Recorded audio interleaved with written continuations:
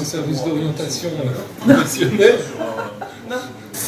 Et bien, comment on devient éditeur, surtout sans y penser. Enfin, en y pensant beaucoup, mais en se posant pas trop de questions ni sur les enjeux, ni sur les moyens, ni sur les risques. Quand je commence un livre, comme quand je commence une maison d'édition, ma seule obsession, c'est le but, c'est la création, c'est ce que je veux faire du texte. Et c'est pas vraiment le budget ou les moyens ou le délai que je vais pouvoir mettre pour y arriver.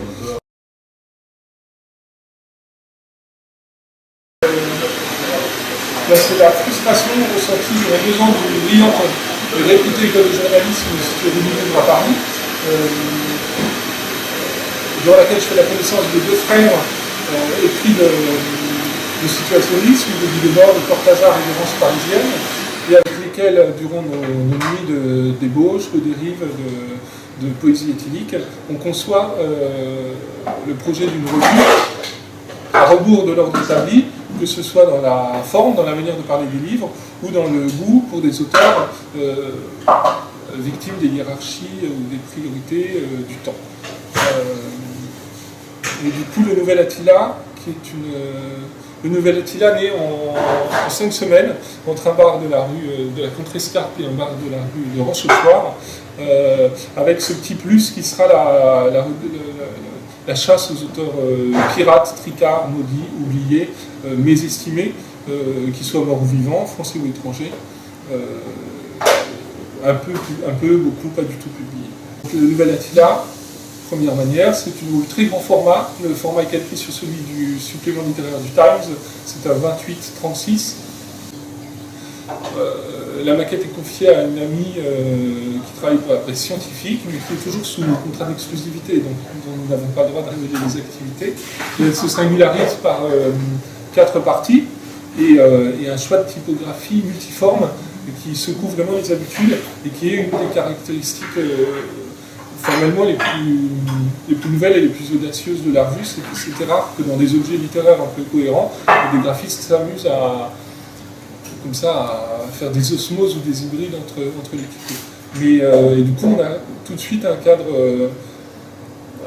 sur une fabrication très classique, un cadre illustré, photographique, où on a pris le parti que aucune photo ou dessin ne soit purement illustratif, mais c'est plutôt des liens sous-jacents. Et du coup, on a un objet assez, dont je dirais qui est en dehors des sentiers battus, et qui a sa partition, rappelle aux uns aux autres, telle revue des années 80 comme Le Promeneur ou Le Foupard. Mais c'est par cet objet, ce numéro 0, on était très paresseux, donc notre numéro 0, on a tenu à le commercialiser, en gros dans une vingtaine de librairies parisiennes et à la criée de la rue de Paris. C'est par ce numéro qu'on a tout appris.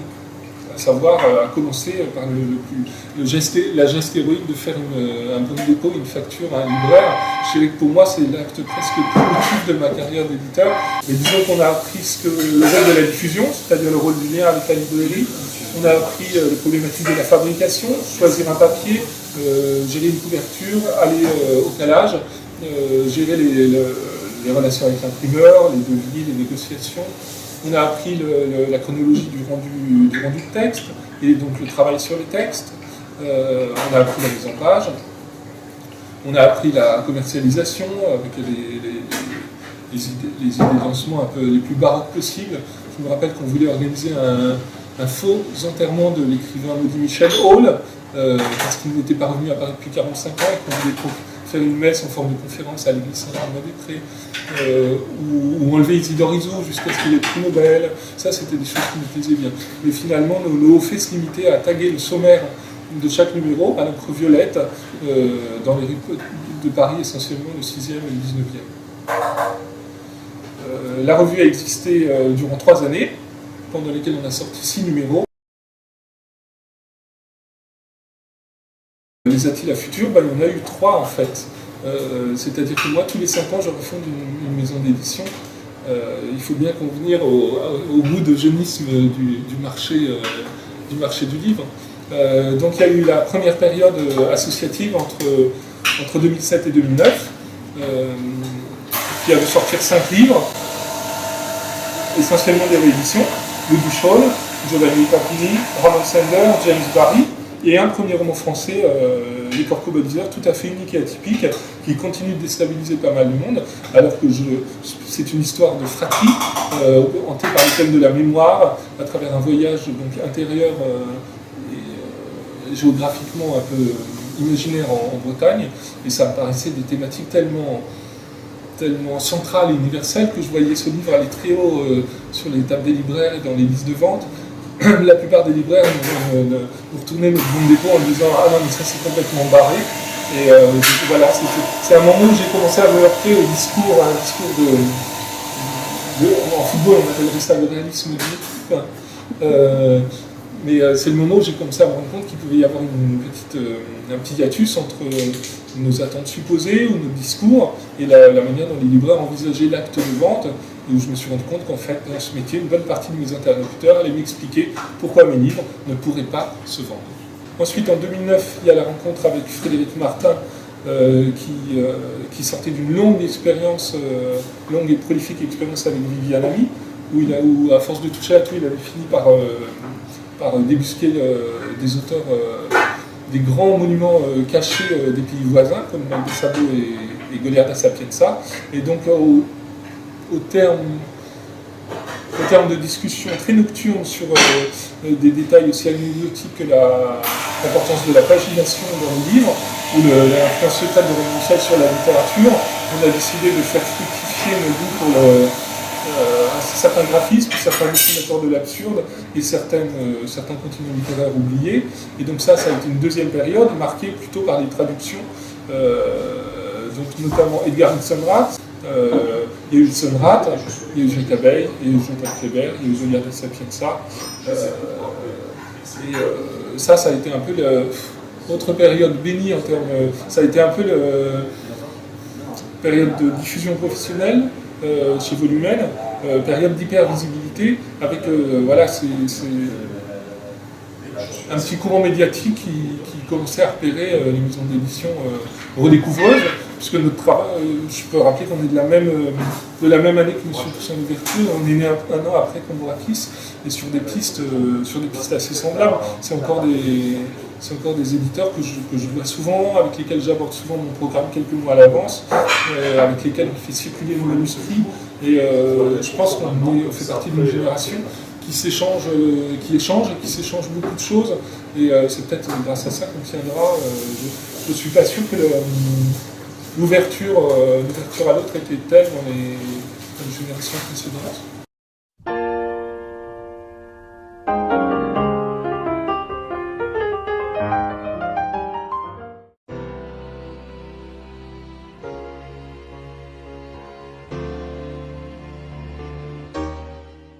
Ce qui aurait été drôle, c'est que j'avais changé pour qu'on croie que ça avait duré plusieurs jours.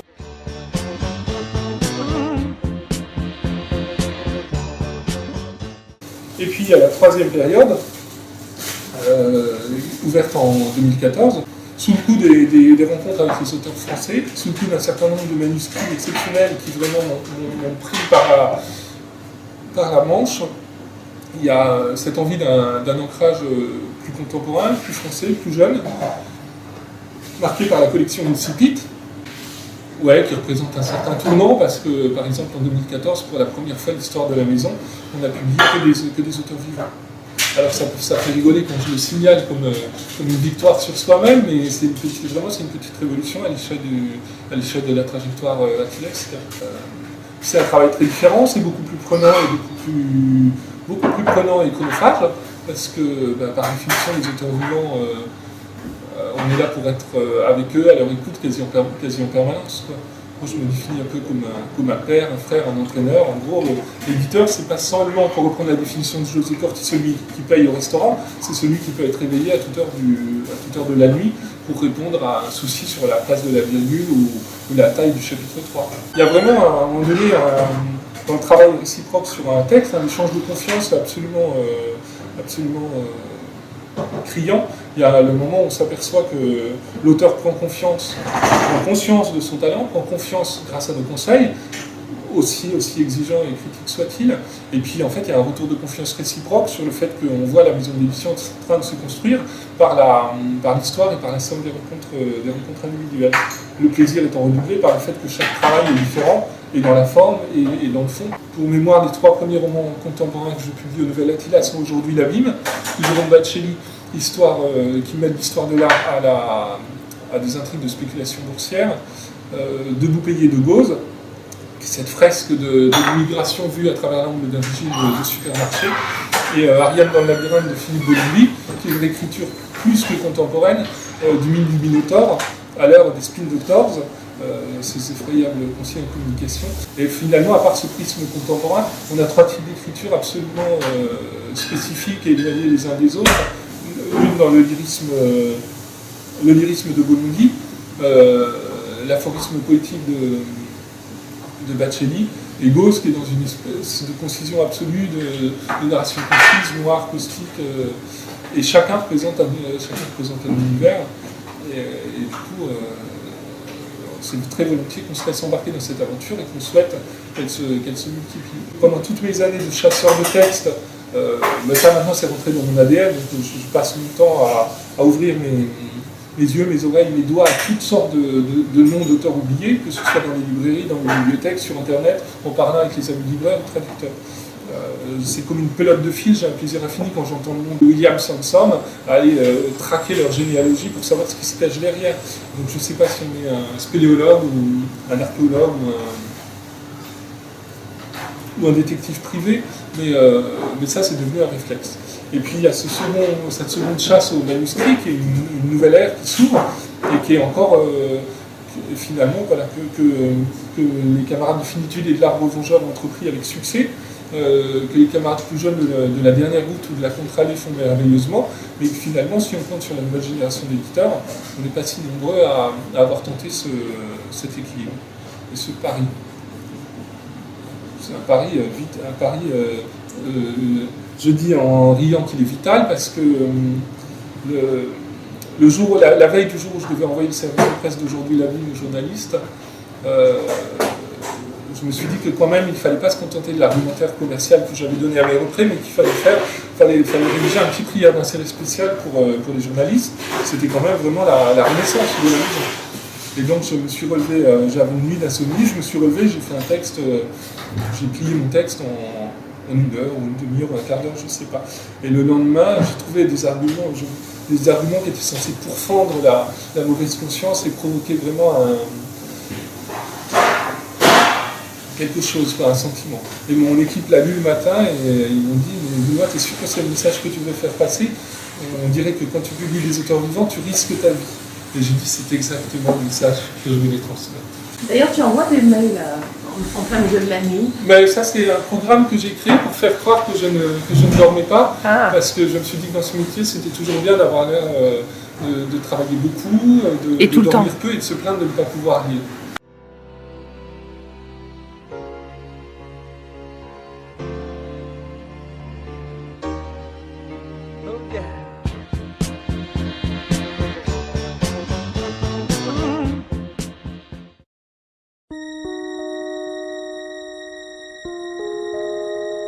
Je suis comme Jacques Roubaud, je ne promène jamais sans plaque plastique.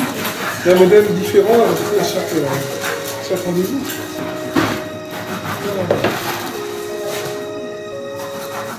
Donc en janvier, je sais ce que je vais faire. Je vais lire.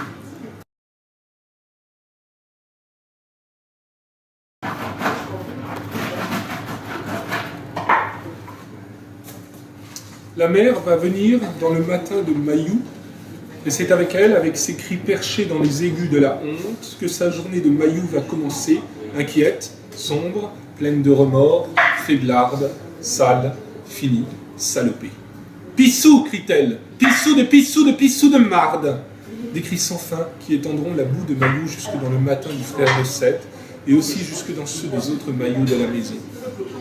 Tout le monde. Voyez le pissou qui part survivre dans le camp fait pour ça. Voyez-le se couvrir de honte en montrant ses matins de boue jaune. Voyez le pissou, le pissou, le pissou. Elle quitte la chambre en courant pour aller enfiler dans une petite pièce à côté une robe plutôt courte et plutôt jaune. Tous tes bras rouges s'enfoncent à fond, bien à fond dans nos corbeilles de maillots tous les jours. Tu sais toutes nos souillures, ce qu'on nous cachons et qui nous fait famille, qu'en sommes-nous, maillots sommes. Tour ma sœur, mon fils pissou part survivre dans un camp fait pour ça. il se pisse dessus dans la nuit, il va nous tuer, Père Mailloux, bats-le. Premier roman d'un auteur québécois, paru en 2002, il a juste fait au Québec, à Montréal, à l'Effet Pourpre, réédité au Cartanier. Il y a aujourd'hui 4 éditions différentes au Québec. Ce livre a marqué son époque. C'est ce qu'on appelle pudiquement un livre culte. Et il a fallu seulement 15 ans pour qu'il arrive en France. Mais c'est normal. Tout ce qui est en Suisse, en Belgique, au Québec, ça n'existe pas pour nous. Donc heureusement, de temps en temps, je fais le voyage de Montréal, des amis montréalais font le voyage, et entre autres produits de contrebande, il y a des textes comme celui-ci, qui est le début d'une œuvre, qui se poursuit avec Parents et amis sont invités à y assister, avec le numéro 6. Voilà. Donc c'est un texte qui circule, dont les amis comédiens comme Stanislas Nordet parlent beaucoup, et dont je prépare le lancement, entre autres avec Alban Lefranc, qui par l'effet de catalogue commun, puisqu'il a également publié au Cartanier, le connaît depuis longtemps et a fait pas mal de prosélytisme autour. Ce texte sort en janvier, juste avant une nouvelle traduction de Spoon River, un catalogue des chansons de la rivière, l'œuvre culte et majeure de Edgar Lee Masters, qui avait déjà été traduite 2 fois chez Ivrea et chez Phébus. Une traduction due au Général Instinct. Et juste avant, une nouvelle série de la revue La Mer Gelée, revue de poésie et de philosophie totalement bilingue, franco-allemande, qui sera lancée en même temps que Salon du Livre de Paris et de Leipzig à la mi-mars. Voilà, ça c'est des projets fous et très poétiques et de manière très assumée et très joviale qui vont marquer le premier trimestre de l'année 2016.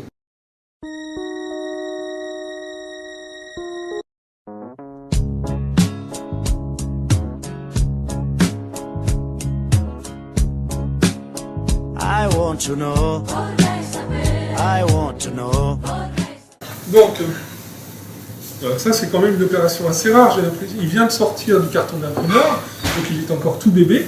Il a eu 2 mois de gestation, enfin 9 mois de gestation dans la tête des éditeurs, 2 mois de gestation sur l'ordinateur de la graphiste, et 6 semaines de gestation chez l'imprimeur, loin dans les républiques baltes. J'aurais presque pu dire d'achever d'imprimer. Donc je vous laisse le découvrir. Il faut faire le tour, c'est important. Milorad Pavic, l'auteur, disait « Mon livre doit se lire comme une sculpture dont on peut en faire le tour, il n'a ni début ni fin. » C'est à peu près.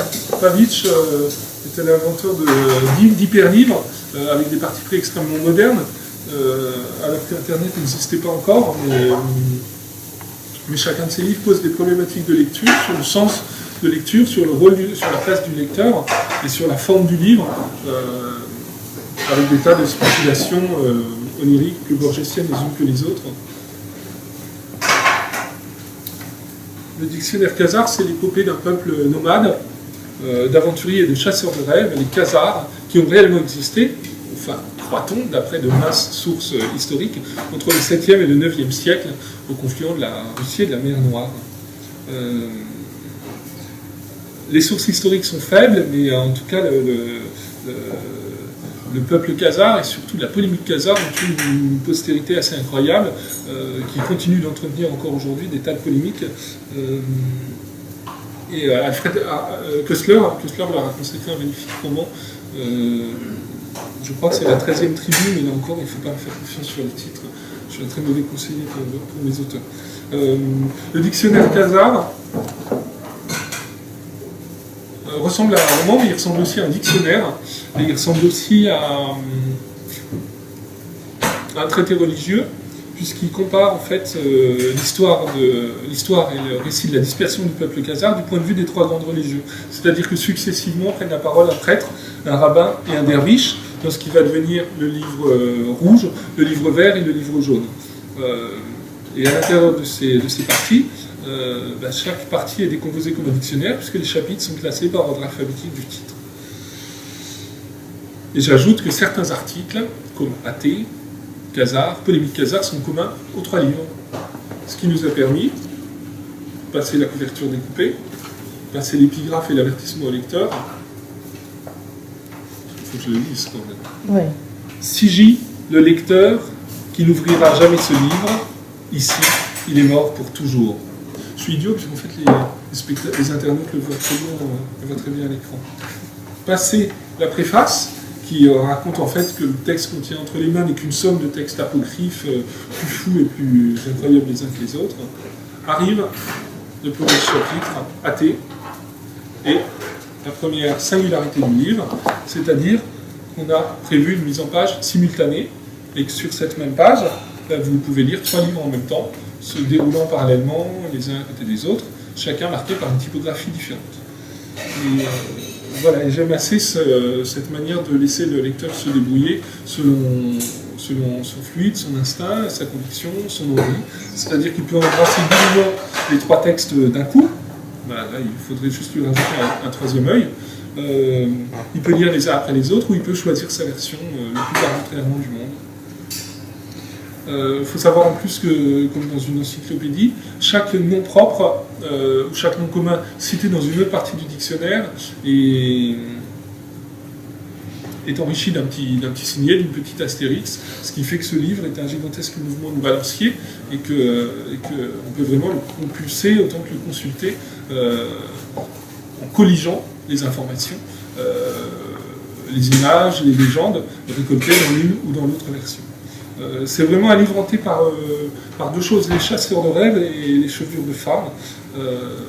C'était vraiment un amoureux, c'est un texte hyper sensuel, hyper onirique, qui mélange magnifiquement les traductions littéraires, antiques, religieuses, linguistiques de la Mittel Europa et d'un peu plus loin que la Mittel Europa. C'est un réservoir d'histoire, c'est une très belle suite au milieu de nuit. C'est un labyrinthe aussi, c'est un labyrinthe borgésien, non? Ouais, c'est un labyrinthe, c'est vraiment un outil pour se perdre. Et c'est un peu ce que je propose aux lecteurs en fait quand je leur propose les livres du Nouvel Attila.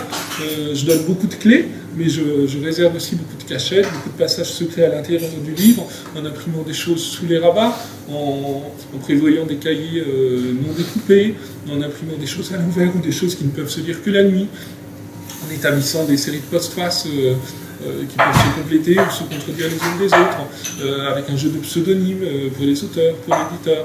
Et pour moi, il n'y a rien de plus beau que cette idée, que cette architecture labyrinthique, mais avec des clés, voilà, avec des clés parce qu'il ne faut pas désespérer il ne faut pas désespérer diacritique. Et ses lecteurs. Et ses lecteurs. Ouais. Et alors, il y a un lexique des lecteurs du ça c'est le cadeau pour les libraires, c'est le cadeau pour les libraires qui connaissent ce livre ou qui sont tombés amoureux de ce livre ou qui vont s'en emparer sous peu. Ça a été conçu par les éditions allemandes Hofbauer et c'est un lexique. C'est 12 types possibles de lecteurs. C'est comme un jeu de 7 familles, sauf qu'il y en a 12. C'est tous les lecteurs possibles. C'est un petit mode d'entrée, non pas un mode d'emploi, mais un mode d'entrée dans le livre selon le profil du lecteur. Voilà. Et c'est par ça qu'on ouvrira la lecture à la soirée de lancement au Centre culturel serbe. Et c'est la graphiste. Et donc ça, un lecteur du dictionnaire Khazar, il ne peut pas l'avoir.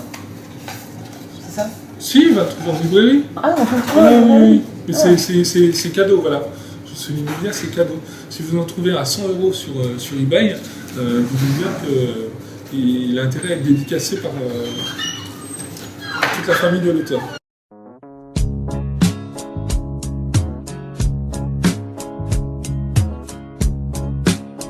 I want to know. Vorrei sapere. I want to know. Vorrei sapere. Vorrei sapere. I want to know. Vorrei sapere. I want to know. Come fa la gente a concepire.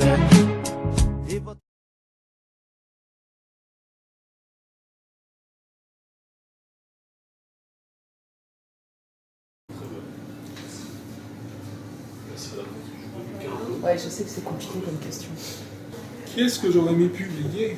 Non, il y a un jeu pour moi beaucoup plus... Il y a un jeu pour moi... Il y a un jeu pour moi très amusant et très cruel, pour moi-même, c'est de me dire en lisant des classiques, est-ce que j'aurais accepté ce manuscrit? En fait, je me pose en permanence des questions sur les manuscrits, sur le rapport au texte, sur est-ce qu'on n'est pas trop sévère, est-ce qu'on n'est pas trop cruel, est-ce qu'on n'est pas trop exigeant, est-ce qu'on n'est pas trop paresseux, parce que matériellement, vous n'avez pas le temps d'aller au bout de tous les manuscrits, et même de tous les manuscrits qui vous plaisent. C'est déjà suffisamment rare qu'un manuscrit vous happe dès les 3 premières pages, c'est déjà suffisamment rare. Mais du coup, j'ai besoin en permanence de confronter ce sentiment,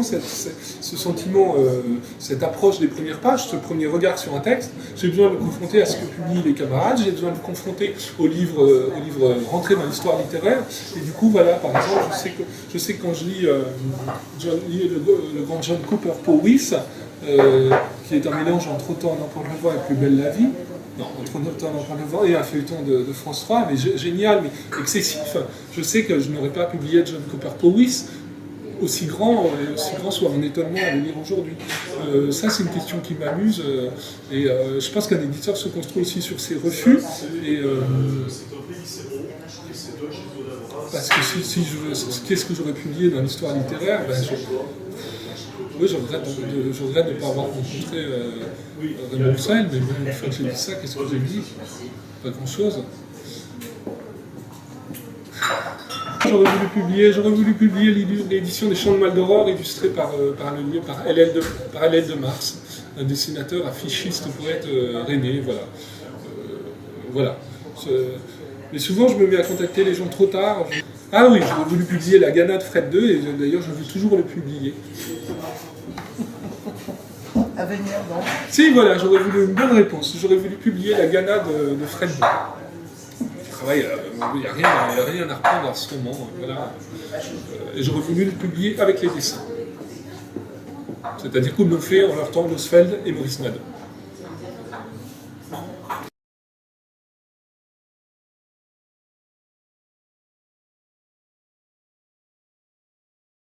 Je ne vais pas faire le portrait de Josh, alors que je veux dire c'est tellement incomparable de l'écouter en lecture. Je vais dire en 2 secondes, je vais dire ce que je ressens quand j'entends Josh en lecture. Joshua Cohen, qui est un jeune type, il a 1 an de moins que moi, qui est un jeune type tellement érudit, qui a lu dans toutes les langues d'Europe de l'Est, toute la littérature qui se fait d'intéressante aujourd'hui, qui a croisé Antonio Moresco à un mariage en Italie l'été dernier, avec qui notre principal sujet de conversation est les livres allemands, italiens, russes, encore inédits en France à ce jour. Et bien mon moment favori avec lui, c'est quand je l'entends et quand je le vois en lecture, parce que ce jeune homme bat la mesure, quand il se met à lire, en anglais, bat la mesure avec ses pieds comme si c'était un chef d'orchestre. Et que dès qu'il entre, c'est pas lui qui entre en transe, c'est le public qui rentre en transe quand il voit et quand il entend Joshua Cohen lire, parce qu'on a devant nous un corps en mouvement, un corps qui n'est plus que rythme, parce que son texte n'est que musique. Et qu'on se rend compte à quel point la musique et l'enseignement de la musique et les lectures des textes sacrés et l'enseignement qu'il a reçu ont façonné une écoute. Et pour moi, c'est une des sources de la littérature. C'est quand la littérature revient à la poésie, revient à cette dimension orale, qui est celle qu'on a envie de répéter, de transmettre, de s'imprégner, de répéter et d'apprendre par cœur. Voilà, c'est important le mot-clé.